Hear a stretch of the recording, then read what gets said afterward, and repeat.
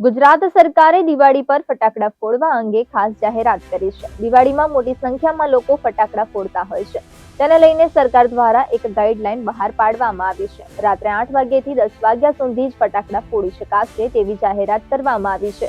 આ સાથે સરકારે વધારે ઘોંઘાટ કરતા ફટાકડા પર સંપૂર્ણ રીતે પ્રતિબંધ મૂકી દીધો છે। દિવાળી દરમિયાન ફટાકડા ફોડતી વખતે સુપ્રીમ કોર્ટના નિર્દેશનું સ્પષ્ટ રીતે પાલન કરવા માટે પણ સૂચના આપવામાં આવી છે।